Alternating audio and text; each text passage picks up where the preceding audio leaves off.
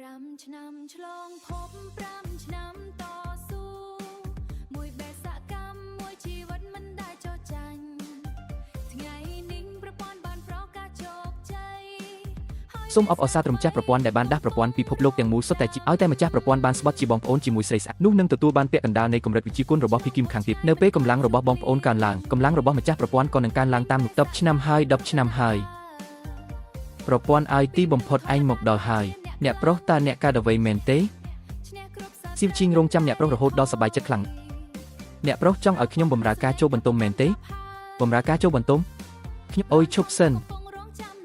ស្រីមានតែធ្វើឲ្យល្បឿនដកដៅរបស់ខ្ញុំយឺតចុះប៉ុណ្ណោះ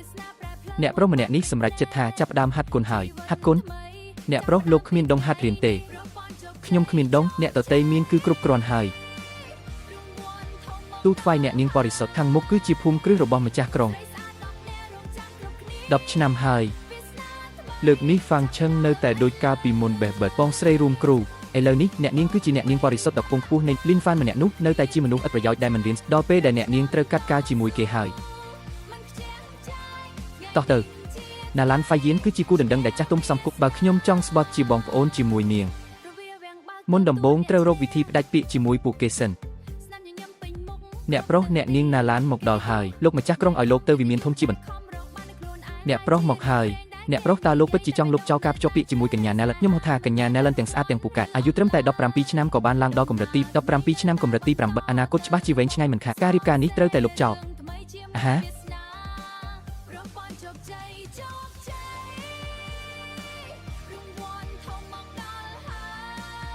ពេលឯងមកហើយឬដៃ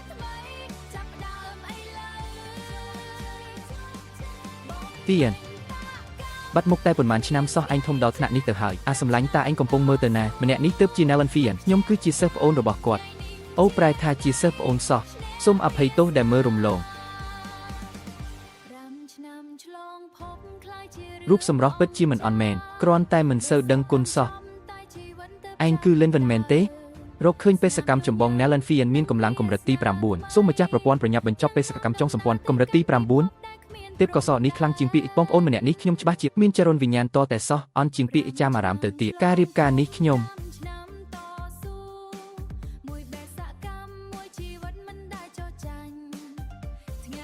គឺខ្ញុំឬក៏អ្នកនិយាយមុនចុះការមកដល់របស់ខ្ញុំលើកនេះគឺដើម្បីលុបចោលការភ្ជាប់ពាក្យរវាងនិយាយអីហ្នឹងរៀបការយឺតបាទនាងហ៊ានសុំលុបចោលការភ្ជាប់ពាក្យជាមួយខ្ញុំផងមែនទេហាអ្នកប្រុសកើតអីហ្នឹងហានៅមានអីទៀតមនុស្សប្រុសត្រូវស្រីសុំលុបចោលច្បាស់ជាប៉ះទង្គិចចិត្តខ្លាំងហើយហាហ្វានកុំរំភើបពេករឿងនេះមិនទាន់សម្រេចដាច់ខាតនៅឡើយទេហាទេខ្ញុំគិតថាអាចសម្រេចចិត្តបានភ្លាមតែម្ដងលីនហ្វានខ្ញុំដឹងថាឯងមិនសុខចិត្តប៉ុន្តែការភ្ជាប់ពាក្យនេះគឺចាស់ទុំក្នុងត្រកូលជាអ្នកខ្ញុំក៏ទើបតែដឹងរឿងនេះដែរមិនមែនទេមិនបាច់និយាយច្រើនទេរឿងនេះគឺខាងខ្ញុំជាអ្នកទាំងនេះគឺជាសំណងរបស់ខ្ញុំសម្រាប់កម្រិតគ្មានឋានៈក្រុងលីនក្របឆ្នាំឈាមស្មៅរយការរបស់ទាំងនេះសុទ្ធតែជាអសរទេពលើសពីកម្រិតធម្មតាបយន្តធានរបស់ពួកឯងចិត្តទូលាយដល់ថ្នាក់នឹងផងលីនហ្វានបើឯងចេះដឹងខុសត្រូវចូលទទួលយកធនធានទាំងនេះទៅរឿងលុបចោលការភ្ជាប់ពាក្យគឺជាការសម្រេចរបស់បាក់ទោះបីជាឯងមិនយល់ព្រមក៏គ្មានប្រយោជន៍ដែរអ្នកណាថាខ្ញុំមិនយល់ព្រមទុយទៅវិញឯងមិនបាច់ខ្លាចទេទោះបីជាបាក់យន្តធានរបស់គេខ្លាំងពូកែត្រកូលលីនរបស់ខ្ញុំក៏មិនមែនសម្រាប់ឲ្យគេមកមើលងាយបានដែរលោកឪពុកកុំរំភើបអីលោកឪពុកញ៉ាំទឹកសិនទៅ